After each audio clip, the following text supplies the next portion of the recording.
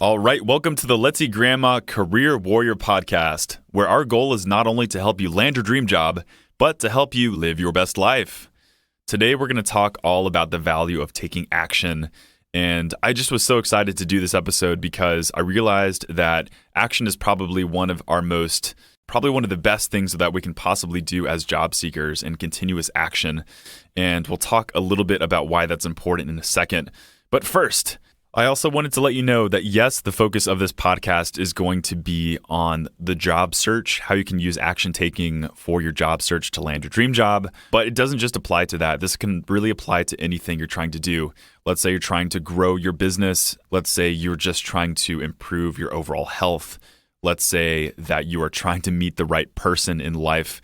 All of this has to do with setting goals and reaching those goals by taking continuous action. And I think the steps that I will talk about here in a little bit applies equally to all of these things. I just like to keep the focus on job search because this is the Career Warrior podcast. Just know that it applies to everything. I can't really wait to get into it. We'll keep this intro short and sweet so we can launch right into the meat of the material. And let's get right to it with our next episode of the Career Warrior podcast. Okay, so why is it so important as job seekers that we take action, and not only that, but continuous action? Just to cite a specific example, in January of this year, I had a lady come up to me, and I offer resume consultations here in Austin, Texas. And she was working hard on a resume. And I asked her how much time she had been spending just working on a resume. And she said she spent about 60 to 70 hours just focusing on that and spending some time on her LinkedIn profile and writing out and doing all this goal setting and pretty much everything but applying for jobs. I even asked her the question. I said, how many jobs have you applied to so far?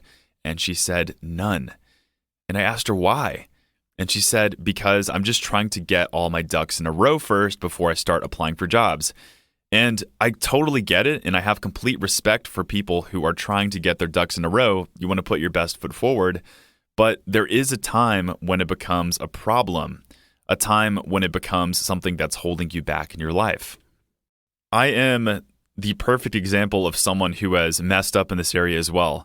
There have been times where I've read a bunch of self-improvement books, times when I've, written down my goals and tried to put my best foot forward, but when it came down to it, I really did nothing to actually move myself forward. And this is exactly the type of thing that we're trying to prevent by getting this message across in this podcast. There is just no possible way that you can move forward unless you're taking continuous action.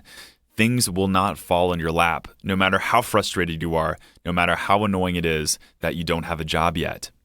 From all of the success I've had in this short life so far has come from taking continuous action mixed with a reassessment of how that action is performing in relation to my goals.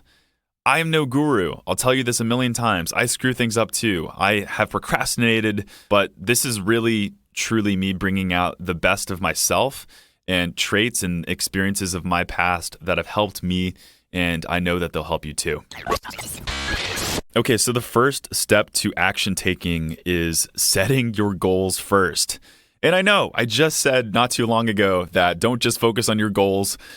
This is all about taking action, but let's be real. You need the motivation, and you also need the clarity to know that you are taking the right type of action. So I'm not telling you to spend hours and hours or days and days just focused on your goals and nothing but your goals. The action is the most important. But it really is important to make sure that you have a vision for where you're trying to head. Like I said, this is for motivation and also for clarity. The most important thing that I can tell you when it comes to setting your goals is to not make it outcome dependent, necessarily just outcome dependent. Please do get one growth factor, I call it, in there. This is so you know that you are taking control of your life and you are improving in the long run. It's not just about these outcome dependent things.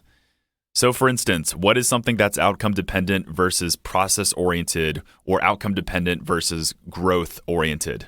Outcome dependent, I'm going to get a great project manager job, versus process oriented, I'm going to improve my professional network so I can get a great support system here in Austin, Texas.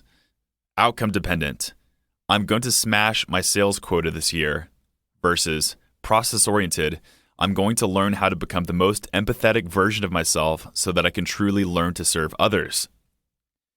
Outcome dependent, I'm going to get my dream spouse, versus process-oriented, I'm going to learn how to become the most confident, radiant version of myself who is great at interpersonal relationships. You see, the difference between one and the other is that the outcome-dependent goals are dependent on the world, and you can still get screwed even if you're doing all the right things and growing. You may be doing all the right things for months and months and still may not get your dream job, or you may end up getting that job and it ends up being a complete letdown. But if you still learn how to become the most empathetic version of yourself, or how to improve your network so that it helps you in the long run, you're never going to lose. You're just not going to lose. And that's the important thing. Make sure to set your goals and make sure to get the outcome-dependent things like, I do want to get my dream project manager job, but at the same time, write a goal right underneath that is reliant on you improving and reliant on the process. Because that, to me, is so much more important, and that's how you prevent yourself from getting discouraged and burned out. And additionally, when you get your dream job, truthfully, the glory and excitement from that will fade away. I've had my dream job for years now. The honeymoon stages of me having Let's See Grandma and this amazing business and resume services are technically over for me, but every single day I do focus on improving my personal network and improving the way that I run business, and it's become much more fulfilling for me in these last 5 years. One option may fade away, but the other won't. Option 1 may make you feel better temporarily, but option 2 will lead to better long-term fulfillment. Okay, so let's say you have your goals. This is good. Don't spend too much time on it. Spend an entire afternoon and then come back to your goals. But just focus first on getting this out on a piece of paper or document, whatever it is. The second thing I want you to do is create your action plan. This is a really important step that I think gets lost from a lot of self-improvement gurus out there and a lot of podcasts. A lot of it is focused on the principles of things, but it doesn't orient you towards action. What do you think is going to work for you? So I recommend a lot of people search your heart first before looking online to see what strategies technically work. I'll give you a specific example. So let's say that I'm trying to get better at my health and fitness. Let's say I'm just trying to burn a bunch of fat and trying to get completely ripped and in really good shape. Studies show online that high-intensity interval training is one of the best ways to burn fat, along with resistance training. Now, let's say I do not, let's say I freaking hate doing both of those things. Let's say I go to the gym and it just makes me feel, just bad. It's just not fun for me. And let's say conversely, I love going on the bicycle. I love going and just biking every single day and spending time in nature. Well, according to the research, it wouldn't make sense for me to go on the bike compared to high-intensity interval training. However, I know that I'm much more likely to get there to my goal if I love what I'm doing and if I'm consistent with what I'm doing and don't just spend some time on this really quick crash diet or spending just 1 week going gung-ho on high-intensity interval training, whereas I know I could spend the time biking every single day because I love it so much. This was a principle that Shea Boland brought up in our podcast earlier, the principle of consistency and longevity being a much more valued principle than just following what the quote-unquote right thing is to do. And this is because you know you're going to stick with the program, you know you're going to make it work, and this is how change happens, is consistency. So what I recommend for everyone is just to really follow your heart and ask yourself, what do you think is going to sustain you? What do you think is going to be the thing that you are going to do consistently that you'll have fun with and that you'll just at least enjoy? So for the job search, that might translate to someone who really does enjoy spending time with people may want to consider attending more networking events to land their dream job or meeting with people with informational interviews rather than just sitting behind a computer online because that's just how it is convenient here in this day and age. Take action and do what feels right for you, at least in the beginning, and then you can go back and change your game plan. Okay, so let's get actionable and talk about how to make your action plan actionable. Literally, that's what we're talking about here.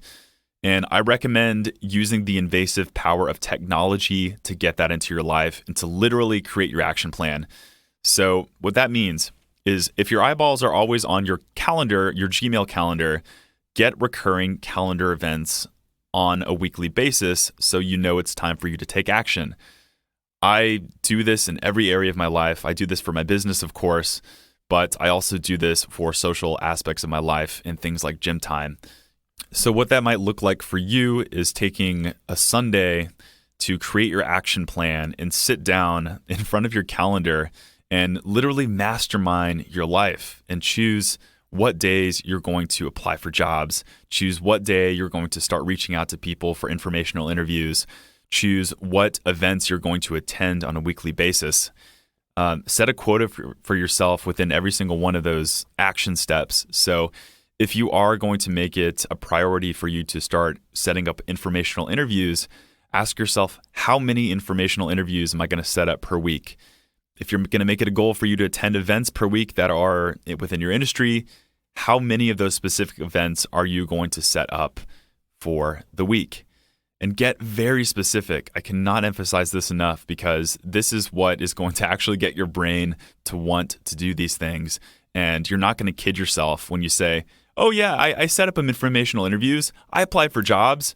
When you look back in your actual schedule and you actually only applied for 3 jobs. So I recommend getting specific with the number and making sure that the actual action works for you. I recommend an app called Counter. I use this on my iPhone. And for instance, quite recently, I decided for myself that I wanted to get more social and stop focusing so much on work. So I wanted to go out and meet more people. So what I did is I created an action plan on my calendar that said I'm going to attend 1 social event per week, and I'm going to reach out and start conversations with 7 new strangers per week. So I actually, if this was a YouTube video, I can show you guys so much better. But so I have the Counter app on my iPhone right now, and you can put the number of things that you want to count. And literally every single time that I'll attend an event or have a conversation with a stranger, I will hit that button and the number will go 1 higher and I'll feel like I'm making progress. It is awesome. So count anything that you do want to take action for and make sure to stick to that plan. It's really important. Okay, so by this point, you've set your goals, you're all excited, and you have the clarity on where you want to head in life. Step 2, you've created your action plan and you're just, you have a good plan that you think is going to work for you, how you're going to achieve those goals. Step 3, and this is the most important step. What do you think I'm going to say? Yes, take action. This is by far the most important thing that you can do. Even if you skip the first 2 steps and you do this step right now, I wouldn't really recommend it because you're not going to make that much progress, I don't think, if you don't have a game plan. But this is the most important thing you can do. Don't just stop at steps 1 and 2. That's really, really weak, and you're not going to actually get the job done. A really good thing that put this in perspective for me was a book that I read earlier this year. It's The Subtle Art of Not Giving a Fuck. And within this book, the author, Mark Manson, talks about the concept of ready, fire, aim. Of course, we've heard the saying ready, aim, fire a million times. The point of this is many people spend way too much time aiming and aiming and aiming, and they never fire because they're afraid that it's not going to be perfect. The concept behind ready, fire, aim is get ready. Yes, so you're creating your action plan, you're creating your goals, and making sure you fire without being too perfect. You take action as soon as you think you have a half-decent, half-baked plan. And then step 3 is to aim. So after you realize that you don't have the perfect action plan, which who is going to have the perfect action plan when they're starting right off, you recalibrate and come up with a better game plan that is going to get you closer to your goals. So you're taking action, you're stopping, and you're reassessing whether or not something worked, and you're aiming again just so you can get ready to fire. This is hugely important, and to be honest, this was a big thing for me that did help me start to achieve my goals quicker because me, Chris Villanueva, I'm a procrastinator. I'm a perfectionist and a procrastinator. It's not like I'm perfect even. I make a crap ton of mistakes, but ironically, I'm a perfectionist because I just think in my brain that, I have to get everything perfect. But this was one thing that really helped me big time, is making sure that I took action and then I recalibrated, and I knew it didn't have to be perfect. Set your plan and take action. And for that first month of consistent action, don't deviate from your plan. So let's say you attend that first networking event and you literally meet no one. Like, everyone sucks, or you sucked. you just didn't meet a single person during the entire event. I would recommend sticking with your action plan and finding another event to attend next week, because there's probably a good chance that you're still warming up and you're still learning how to become better at attending networking events. And part of it is just the fact that you're not always going to meet someone every single event, and things aren't always going to go your way. So I recommend taking consistent action and not deviating for at least another month of trying this out. So hit those action-based quotas every single time just to see what happens. 2 more tips I have for taking action. The first tip is to find a support system, find some accountability, because this can really, really take things up to the next level to make sure you actually are taking action and doing things. Find your tribe, okay? Find the people that are also trying to achieve the same exact goals as you, people who share common goals. This can make a huge difference, because not only is it more fun, but you're going to have a lot more encouragement and a lot more motivation to carry on, because you'll be able to talk with other people who are going through the same things as you. This is something that me having at Let's See Grandma has been able to propel me forward. As you all know, I spent a lot of time, doing this business by myself and helping to build it up. But it wasn't until I started to build my tribe of other entrepreneurs who shared the same goal, my brother, for instance, my co-founder, that we were able to take business up to the next level so much quicker. And I mean, reach, 203% growth, 300% growth year over year, because I had someone to hold me accountable and to help me just feel better every single day as I was trying to achieve this really tough goal. Okay, second tip is to find your reset button and reassess button. I already kind of mentioned this earlier. This is where you've already taken the action. You should be damn proud of yourself, by the way, for taking the action for something that's difficult. And you reassess after a month or two whether or not your action plan is working. So ask yourself the question, are you burning out, or is this too much? So for instance, if you made it a goal for you to attend two networking events per week, and you find yourself completely drained by the end of the week because you have so much other stuff, maybe it's time for you to dial down and just attend 1 networking event per week, because that could work. Are you not getting anywhere? That's another good question to ask yourself. Or are you focusing on the wrong thing? And you'll know fairly quickly whether or not the things you're doing are yielding results, because you will have actually been doing them yourself and not reading some book online or reading some forum post online about someone who tried it and it didn't work, or it did work. So do these things yourself, try them out, and then be at peace knowing that you can always go back and change your action plan and make it work for you. All right. Very good.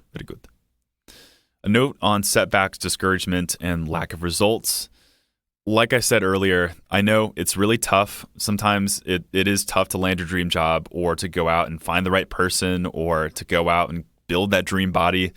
But I can't emphasize this enough. There is no failing if you focus on the self-improvement aspect. Am I growing from this? Am I becoming a more well-organized person? Am I becoming a healthier individual? Am I becoming better at relationships? There is no losing. Like, screw it if you don't get your dream job within a month or two, or a year, or ever. It doesn't matter as long as you are growing, because that growth will yield other results that will take care of you in life. It's just going to work out that way. And this is something that I've had to remind myself over and over again. This is something that I still have to remind myself over and over again, because life is tough, especially if you set high expectations for yourself. All right, final step. And this is something to do, at the end of your action, maybe at the end of the day, every single day. This step is to realize that you're never going to be fully satisfied alone just by achieving these steps. And this is the irony behind this entire podcast episode, right? It's the fact that I'm telling you guys, I want you to achieve your goals. I want you to smash them, out of the ballpark and This is really what I'm here for, to help you guys to do that. But it's also to realize that when you achieve these goals, they're not going to make you freaking happy. They're just not. You'll be really elated in the very beginning, but on a deep core level, they're not going to make you happy. So stop obsessing over the outcome alone and look at the bigger picture. And I've already alluded to some of this with the whole self-improvement, growth aspect and looking at that. But find peace with yourself, because not only is it going to make it a lot better for you and a lot easier for you to achieve your goals, because you're not freaking out over the minutia and why did I get rejected and why does the job search suck? That's going to be easier for you, and you're just going to be a more around healthier and happier person. And I'm talking from experience, from someone who has really high expectations for myself, and someone who always tries to achieve goals, and someone who always takes action. But I feel like the times when I've personally been able to be healthier and live a happier life is when I've been able to find my inner peace through things like focusing on my health, focusing on things like meditation, focusing on prayer, spirituality, going to church, all that kind of stuff. I've been able to find inner peace and stop obsessing over those results. There was a Tim Ferriss video that I watched earlier, and it was him talking about why he meditated and why he loved to meditate. And somebody asked him, they said, hey, Tim, isn't the fact that I meditate every single day, isn't that going to make me lose my edge? Isn't that going to make me lose my edge? And his response was genius. He said, I don't really know about losing your edge, but I can see what you're talking about. But if you're meditating and if you're at true peace, it's not really going to matter if you're 10% less effective or get 10% less action done. It's going to be just so much easier for you to live a fulfilling and happy life if you're more at peace with yourself, if you're just happy, And I think a lot of that comes from things, like I said, like meditation, spirituality, but also just to get even more practical, I don't know, is just eating well and sleeping well and being happy and going out and giving yourself permission to have beer with a friend who you love and enjoy their company. I think that stuff can't be stated enough, and I think I would be leading all of you astray if I said it's all about taking action, all about achieving your goals, and didn't mention this piece. I just think it's so important. Above all else, be happy, be fulfilled, and just be more at peace. So these are the 4 steps here. I want you all to achieve your goals, but I also want you to be happy. In order to do that, you need to, number 1, set those goals, get yourself excited, motivated for you to land that dream job, find the person of your dreams, get your dream job, get your dream body, whatever it is. And number 2, come up with an action plan that you think is going to work for you and something that you know you will be able to do over a long period of time. Number 3 is to take action, ready, fire, aim, and make sure to recalibrate after a month or 2 of consistent action taking. And step number 4 is to constantly, and I mean every single day, like seriously, especially if you're type A like me, every single day, find time to make peace with yourself and just to be happy and ironically just completely content with where you're at right now, because that will make you an overall better person. And you'll realize that life just isn't about achieving and moving up the ladder. Okay, so this concludes our episode of the Career Warrior podcast here. My action steps for you. This is an action-oriented episode.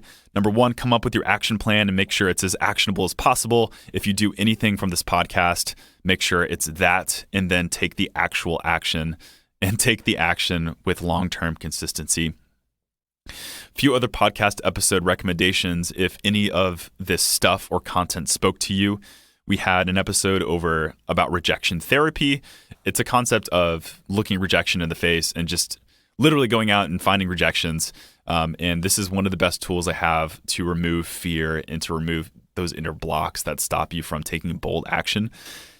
We have an episode with Clara Chorley, which was fantastic. I think that was our 31st episode. I would check it out to talk about stopping yourself from limiting yourself from transition. We had a procrastination episode earlier to talk about ways to smash procrastination.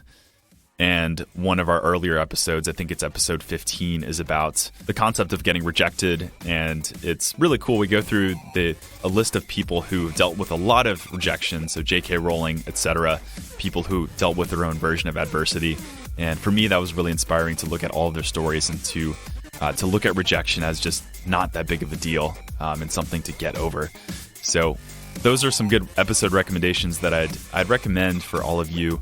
But otherwise, that concludes this episode of the Career Warrior Podcast. Thanks so much for tuning in, and I'll see you next time. And for more on your job search, make sure to check out letseatgrandma.com. That's where you can find our blog, where we post the podcast show notes and so many more articles that will help you in your job search. You can also check out our resume services if you are interested in getting your resume professionally reworked. And please make sure to show us some love by jumping onto iTunes and leaving us a rating. The support from my fellow warriors will show the world how great this podcast is and help other people in their job search. Pay it forward. Thanks, guys, for being true warriors, and thank you for tuning in. I'll see you next week.